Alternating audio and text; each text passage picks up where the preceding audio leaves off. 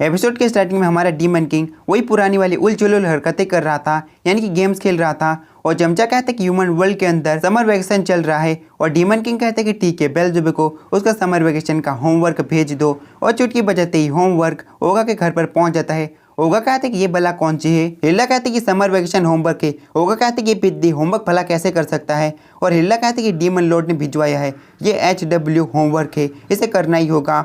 और ओगा कहते कि बाथिम को बुलाओ, उसके पेट में ये सारा सामान ठूस दो और डीमन वर्ल्ड के अंदर भिजवा दो। लेकिन बेल्ज़ेबुब आगे बढ़ते हुए वो चीज़ें खोलने लगता है और वो सारी चीज़ें खुल जाती है। हिल्ला कहती है यहाँ पर 3 चीज़ें, पहली डीमन पिक्चर डायरी, दूसरा demon morning glory planting kit, तीसरा डीमन गैदरिंग किट। हिल्ला कहती है यहाँ तो मास्टर बेल्ज़ेबुब का नाम लिखा है। और ओगा कहते कि इससे बिल्कुल भी फर्क नहीं पड़ता, सारे सामान को डीमन वर्ल्ड पर वापस भिजवा देते हैं।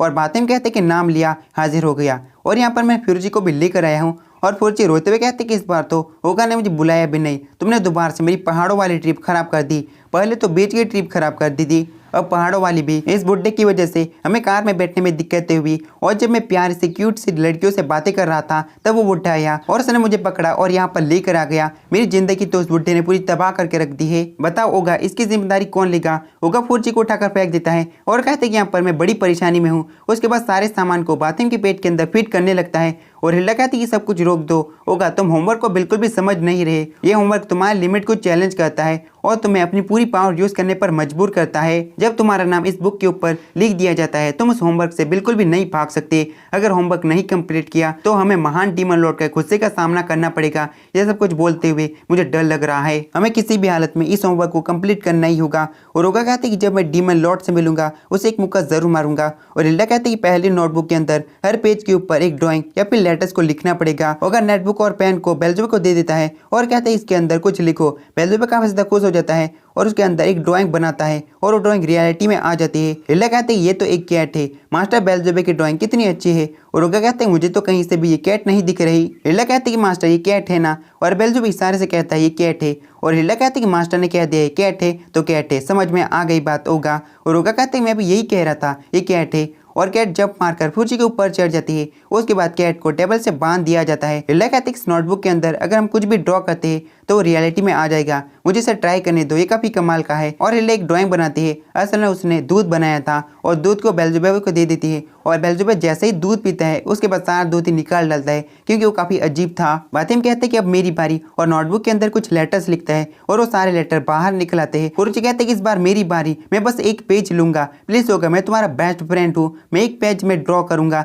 जबकि यार फुर्ची ड्रॉ करने वाला है वो कुछ अश्लील टाइप की चीजें ड्रॉ करेगा। फुर्ची 2 बड़े बड़े संतरे ड्रॉ करता है और अपने मुंह के ऊपर रगड़ने लगता है। वैसे गाइस ये संतरे या फिर कुछ और। हिल्ला और ओगा कहते हैं कि इतना घटिया बंदा है। ओगा कहते हैं कि इस कैट को कलेक्शन में गिना जाएगा क्या। और हिल्ला कहते हैं कि तुम्हारी जानकारी के लिए बता दो, डीमन वर्ल्ड के अंदर कैट्स बहुत ज़्यादा खतरनाक होती है और उन सभी के मुकाबले ये वाली कैट तो काफ़ी ज़्यादा कमज़ोर है। अगर हमें डीमन लॉर्ड को खुश करना होगा तो हमें कुछ अच्छा इकट्ठा करना पड़ेगा ताकि डीमन लॉर्ड खुश हो जाए और बेल्ज़ेबुब अपना होमवर्क कंप्लीट कर पाए। ओगा कहते हैं कि इसका मतलब हमें कोई खतरनाक और रेयर चीज़ को ढूंढना पड़ेगा, पर ऐसी चीज़ हमें कहाँ पर मिलेगी। हिल्ला कहते हैं कि मैं एक जगह पर जानती हूँ, तुम सभी लोग मेरे पीछे आ जाओ। हिल्ला उन सभी को कहीं पर ले जाने लगती है और फुर्ची कहते हैं कि ये किटी इस बुड्ढे का सर पसंद करती है, काश ये इसका सर ही खा जाए। इस कैट को घर पर ही छोड़ देना चाहिए था, इस कैट को घर पर ही छोड़ देना चाहिए था। ओगा कहते कि लेकिन अगर मेरी बहन उसे देख लेगी तो पता नहीं क्या होगा। फुर्ची कहते कि हाँ, तुम्हारी बहन ऐसी चीज़ों से डरती होगी। और ओगा कहते कि इसलिए नहीं, अगर इसकी ठीक हो, मेरी बहन ने पेट बना लिया तो फिर क्या होगा।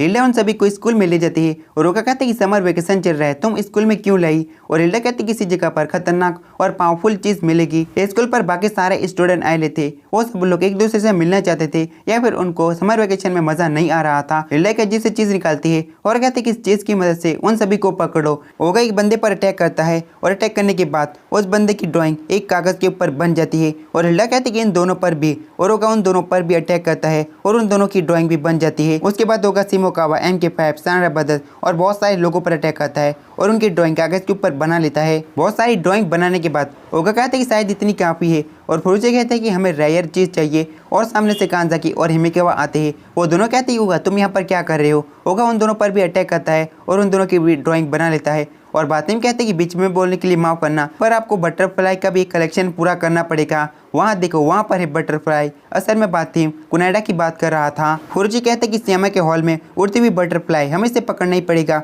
ओगा जल्दी से कुनाडा के पास चले जाता है और कहते हैं कुनाडा मुझे माफ कर देना, मुझे तुम्हें पकड़ना ही होगा। और कुनाडा शर्माते हुए पूरी तरह से लाल हो जाती है और कहती है कि मुझे जबरदस्ती पकड़ना चाहता है। ओगा शायद मुझे हथकड़ियों से पकड़ेगा या फिर रस्सियों से पकड़ेगा या फिर एक लव ट्रैप बनाएगा। कुनाडा कहती है कि मैं प्यार के लिए रेडी नहीं हूँ और वहाँ से भागने लगती है। ओगा उसके पीछे ही होता है। बेल्ज़ेबुब मॉर्निंग ग्लोरी शीट्स को फेंक रहा था और कुनाडा सारे अटैक से बचते हुए वहाँ से निकल जाती है। ओगा वहीं पर रुक जाता है और अचानक से जमीन के अंदर से अजीब से पौधे उगने लगते हैं। हिल्डा कहती है कि तो मॉर्निंग ग्लोरी शीट से ये काफी तेजी के साथ बढ़ते हैं। फुरुजी कहते हैं कि ये तो नाम से ही खतरनाक लगते हैं और उन सभी की आंखों के सामने दो पौधे दो बंदों को अपने मुंह में ले लेते हैं। हिल्डा कहते हैं कि जब मॉर्निंग ग्लोरी शीट खाना खाते हैं उसके बाद वो लाल होते जाते हैं और धीरे धीरे डीमन ग्लोरी शीट में बदल जाते हैं। स्कूल का प्रिंसिपल मॉर्निंग ग्लोरी पर अटैक करने के लिए आगे बढ़ता है पर मॉर्निंग ग्लोरी प्रिंसिपल को खा जाता है। उसके बाद डीमन ग्लोरी में बदल जाते हैं और स्टूडेंट कहते हैं कि इसने हमारे प्रिंसिपल को खा लिया, चलो अटैक करते हैं। लेकिन वो डीमन ग्लोरी उन सभी को भी खा जाता है और हिल्डा कहते हैं कि देखो ये कितना ब्यूटीफुल फूल है। हिल्डा कहते हैं कि जब मॉर्निंग ग्लोरी और डीमन ग्लोरी आपस में मिलते हैं तो वो दोनों मिक्स हो जाते हैं और उसका साइज बहुत ज़्यादा बढ़ जाता है और उनके आंखों के सामने साइज बढ़ जाता है और वो फूल मिक्स होकर सारे स्टूडेंट को पकड़ लेता है या फिर पकड़ लेती है। ओगा गुस्से से ग्लोरी पर अटैक करता है पर ओगा के अटैक से भी ग्लोरी को कुछ भी नहीं होता और हिल्डा कहती है कि इसे रोकने के लिए एक सपोर्ट पोल भी है। ओगा उससे बैग ले लेता है और सारा सामान जमीन के ऊपर फेंक देता है और कहते हैं कि जल्दी से सपोर्ट पोल ढूंढो। और हिल्डा कहते हैं कि सपोर्ट पोल लकड़ी टाइप का है। वहाँ पर कुनाडा, कांजाकी और हिमेकावा भी आ जाते हैं और ओगा कहते हैं कि यहाँ पर एक सपोर्ट पोल है, उसे ढूंढो और वो सब लोग मदद करने लगते हैं। लेकिन तभी ग्लोरी कुनाडा को पकड़ लेती है, उसके बाद कांजाकी को पकड़ लेती है और उसके बाद हिमेकावा को पकड़ लेती है। बातिम के सर के ऊपर जो कीटी होती है वो आगे आ जाती है और इशारों से कहती है कि इस ग्लोरी को मैं संभाल लूंगी और साथ ही अटैक करने के लिए एक जोरदार जंप मारती है और सीधे ग्लोरी के मुंह में और ग्लोरी डकार भी नहीं मारती। बेल्ज़ेबुब काफी गुस्से में आता है और अपनी पावर को रिलीज करने लगता है और इशारों से कहती है कि मैं तुम्हें अब खत्म कर डालूंगा। लेकिन ग्लोरी एक छोटा सा अटैक करता है और बेल्ज़ेबुब वहीं पर रोने जैसी शक्ल बना लेता है और तभी ओगा और बेल्ज़ेबुब एक हो जाते हैं। ओगा ज़ेबुलस्पेल के साथ ग्लोरी के ऊपर एक जोरदार पंच मारता है और सिर्फ एक पंच और ग्लोरी खत्म हो जाती है और सारे लोग बच जाते हैं और सभी लोग उठकर कहते हैं कि मैं यहाँ पर सो गया था क्या, यहाँ पर शायद ग्लोरी आई थी। और ओगा भी काफी थक गया था और वहीं पर गिर जाता है। फिर में डीमन वर्ल्ड का सीन दिखाया जाता है। डीमन किंग वही उलझुलल हरकतें कर रहा था। चमचा आता है और कहते हैं कि मास्टर बेल्ज़ेबुब ने अपना होमवर्क कंप्लीट कर लिया है और डीमन किंग कहता है कि तुम कौन से होमवर्क की बात कर रहे हो और चमचा कहते हैं कि वो होमवर्क जो आपने दिया था। और डीमन किंग कहते हैं कि ठीक है, मुझे इसके बारे में नहीं पता, उसे बस एक मेडल दे दो। उसके बाद बेल्ज़ेबुब मेडल पाकर बहुत ज़्यादा खुश होता है। तो गाइस एपिसोड खत्म। Bye bye, tata, see you.